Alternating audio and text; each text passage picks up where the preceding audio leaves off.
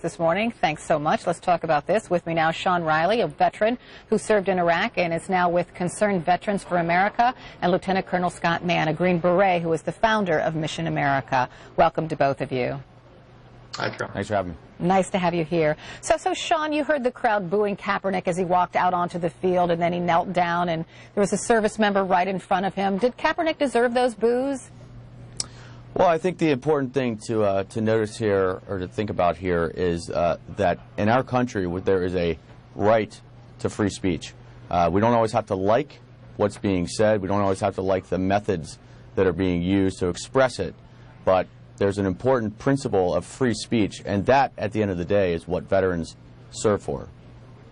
Colonel Mann, what is your feeling about that? Because this was a day where the San Diego Chargers, they were honoring veterans. Should Colin Kaepernick perhaps have skipped this game for his protest? Hey, Carol, thanks for having me on. Shaun, good to see you again. You know, I agree with Shaun in the sense that it is every citizen's right to protest in the way that they see fit, and absolutely veterans defend that. Now, with that said, I don't think it's an accurate representation to say that veterans are cheering and applauding this. I think most people find it a little bit insulting. However, I think the deeper conversation that no one's talking about is when you look at the military. For example, I was in the Army Special Forces, and I saw time and again in Afghanistan where men of color, women of color stood shoulder to shoulder and endured horrific hardship because they were all green. They were serving a higher purpose. And somewhere along the line, we've lost that in America. We've lost that from many come one. And I think that's, we were burning draft cards in the 60s. I think we've established that that's everybody's right. But why don't we look at a way to have this conversation as Americans? And I think Kaepernick is displaying pretty poor leadership. He's got an awesome platform at his hands, and instead he's dividing and advancing the agenda of one in-group, and it's not helpful at all. So do you think, Shaun, that Colin Kaepernick is being divisive?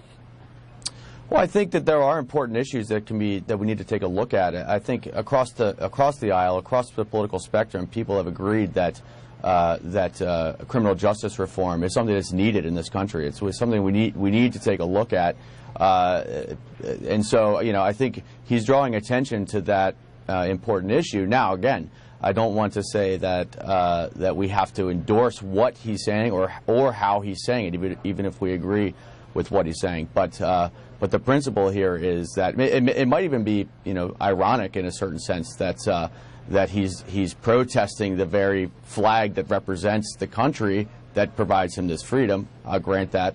But these are important issues that have to be talked about, and freedom of speech is what it is. The pig socks, Colonel Mann. Colin Kaepernick came back and he said, you know what, I was wearing those socks before my official protest began, and I have uncles who are police officers, and it was just meant as a protest against the bad police officers out there. Does that diminish his goal in any way?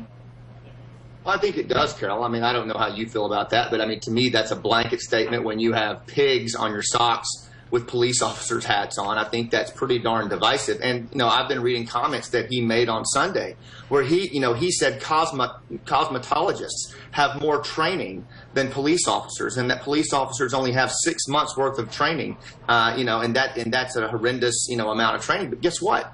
A lot of our soldiers have the same amount of training. And I just think it's very divisive to say that kind of stuff. It's very dismissive.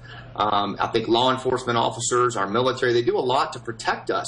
They were probably protecting him at that game last night. A lot of law enforcement officers were. So to be that dismissive, that divisive, when you make those kinds of blanket statements, it's just poor leadership. And I think we're beyond one's right to protest right now. That's fine. But can people start stepping up and using their platforms to have this pragmatic conversation as Americans first? And I'm just not seeing that. And I think that's where most veterans really get upset, because that's what we're fighting for, is to have these, to advance these discussions. And when you're putting one group above the other like that, when you're wearing pigs on your socks with police officer hats and making statements comparing officers to cosmetologists, I don't see how that's going to advance anything that's productive. All right, I have to leave it.